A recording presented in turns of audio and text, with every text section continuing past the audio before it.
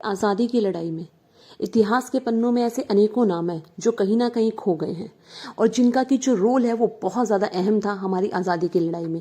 But कुछ चेहरे ऐसे हैं जिनको कि आज हम लोग नहीं जानते। उन्हीं में से एक नाम है तेलंगा खड़िया जी का, जो कि एक इंडियन ट्राइबल फ्रीडम फाइटर थे, जिनकी की आज जयंती है। और उनकी जयंती के अवसर पर आज हम इन्हीं के बारे में कुछ एक चीज़ें जानने वाले हैं, इन्हीं के बारे में हमारी आज की वीडियो में बात करने वाले हैं। सो बिगिनिंग फॉर विकुंज में आपका स्वागत है। अगर हम तेलंगा खड़िया जी के बारे में बात करें तो इनका जन्म 9 फरवरी दैट मीन्स आज ही के दिन 1806 में मुरुगु सिसई उस टाइम के बंगाल प्रेसिडेंसी में हुआ था, जो कि आज के टाइम झारखंड में है, इंडिया। ओके और इनकी डेथ 23 अप्रैल 1880 में मुरुगु सिसई में हुआ था, जो कि आज के टाइम झारखंड इंडिया में है। वहां पर इनकी डेथ हुई थी। अगर हम इनकी बात करें तो इन्होंने क्या किया था, जो छोटा नागपुर जो प्लेट्यू रीजन है ना, जो छोटा नागपुर का जो रीजन है, वहां पर ब्रिटिशर्स के खिलाफ ये कह सकते हो कि एक बहुत बड़ा विद्रोह की शुरुआत की थी और लोगों को ये कह सकते हो कि उनमें अवेयरनेस क्रिएट करने की कोशिश की थी। 1850 से लेकर 1860 का जो टाइम पीरियड है वो इनका पीक टाइम पीरियड है, जिसमें कि इन्होंने क्या किया था, अंग्रेजों से बहुत ज्यादा सीधे तौर पर एक टक्कर ली थी। इसके अलावा इनका अंग्रेजों के खिलाफ ये विद्रोह छेड़ने के पीछे कुछ कारण थे, रिबेलियन के पीछे। सबसे पहला कारण था इनजस्टिस, नेक्स्ट था एट्रोसाइड्स एंड लैंड एलिनेशन। क्या क्या है सारी चीजें बताती हूं मैं आपको। इसके अलावा अगर हम बात करें तो छोटा नागपुर रीजन ऐसा रीजन है जहां से बहुत सारे फ्रीडम फाइटर्स उभरे थे उस टाइम पे, और बहुत सारे फ्रीडम फाइटर्स ने अंग्रेजों के खिलाफ लड़ाई लड़ी थी, जिनमें से कि कौन है आपके वीर बंधु भगत हैं, सिद्धू कान्हू है, बिरसा मुंडा है और तिलका मांझी है, और भी बहुत सारे हैं। क्लियर। अब बात करें तेलंगा खड़िया जी के बारे में तो ये खड़िया जो ट्राइब है ना झारखंड की, वहां से बिलोंग करते हैं, उस ट्राइबल कम्युनिटी से बिलोंग करते हैं।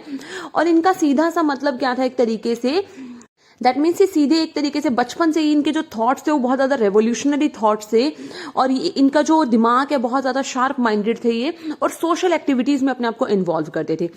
ये प्रहा सिस्टम के खिलाफ थे। प्रहा सिस्टम में क्या होता है, जो ट्राइबल्स है ना, उनका मानना है कि जो जिन जंगलों में जिस जगह पर वो रहते हैं, जिन विलेजेस में, उन पर उनका अधिकार है। बट जब ब्रिटिश गवर्नमेंट का रूल आया और ब्रिटिश राज आया तो उन्होंने बहुत सारे लॉज बनाकर क्या कर दिया था, ट्राइबल्स को रिस्ट्रिक्ट कर दिया था, और एक तरीके से उनकी लाइफस्टाइल में, उनके रहने में, उनके रूल्स में इंटरफेयर करना शुरू कर दिया था। और इसी चीज के खिलाफ थे कौन, आपके तेलंगा खड़िया जी। तो जो ब्रिटिश राज था उस टाइम पीरियड पे उन लोगों ने क्या किया, ब्रिटिशर्स ने रेवेन्यू लेना शुरू किया ट्राइबल लोगों से, जिसको मालगुजारी कहते हैं। उन्हीं की जमीन पे उनसे टैक्स लिया जाता था, तो मालगुजारी इनसे लिया जाता था इन्हीं की जमीनों पे।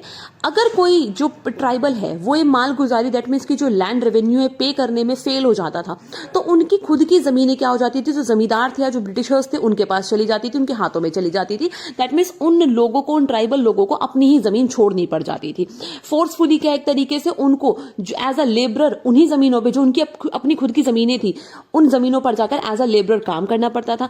अब अपनी जमीन पे काम करने के लिए उनको जब रेवेन्यू पे करना है तो उसके लिए कई बार क्या होता था, वो क्या करते थे, जो मिडल मैन है, मनी लेंडर्स है, साहूकार जिनको हम कहते हैं, या जमींदारों से ये कह सकते हो लोन लेते थे, पैसा ले लेते तो उधार पे, जिसकी वजह से क्या है उनको इनडेप्थनेस फेस करना पड़ता था, और वो कर्ज के नीचे इतने ज्यादा दब जाते थे कि कई बार तो इन किसानों को, इन ट्राइबल्स को अपनी जमीनें खो भी बैठते थे, और इनकी जमीनें क्या एक तरीके से जो जमींदार वगैरह थे उनके हाथों में चली जाती थी। क्लियर। और समय के साथ साथ जो इनका लिया हुआ जो ये उधार पैसे थे, जो इन्होंने उधार लिया था, वो बढ़ता चला जाता था, और जिसकी वजह से जमीन इनसे छिन जाती थी।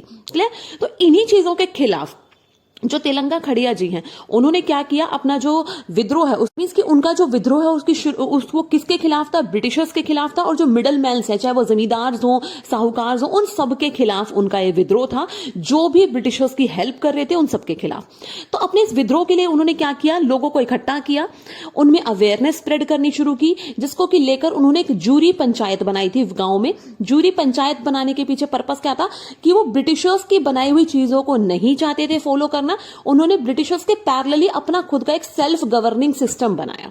ठीक है, जिससे कि वो क्या कर सके, अपने लोगों को समझा सके और उनको इकट्ठा करके अंग्रेजों के खिलाफ लड़ने में एक तरीके से उनको लड़ने के लिए खड़ा कर सके। इसके लिए उन्होंने एक अखाड़ा भी खोले, मतलब उन्होंने अखाड़े खोलने शुरू किए, जहां पर कि वो क्या करते थे, लोगों को आर्म ट्रेनिंग देते थे। जो उनके फॉलोअर्स थे उनको ट्रेन किया जाता था, जिससे कि वो अंग्रेजों से लड़ सके। इसी वजह से उन्होंने क्या अपनी एक आर्मी भी बना ली थी, जिसमें कि कहते हैं 900 से कम 1500 के समथिंग लोग थे जो उनकी आर्मी में थे। और उनका मेन वेपन क्या था, वो किससे लड़ते थे, तलवार या फिर जो तीर कमान वगैरह थे उनकी हेल्प लेकर वो अंग्रेजों से लड़ते थे। और उनका स्टाइल क्या था लड़ने का, गुरिल्ला स्टाइल था। गुरिल्ला वॉरफेयर आपको पता होगा ना, जिसमें कि कहीं से भी छुप कर क्या है वो अंग्रेजों पर कभी भी आक्रमण कर देते थे, हमला कर देते थे।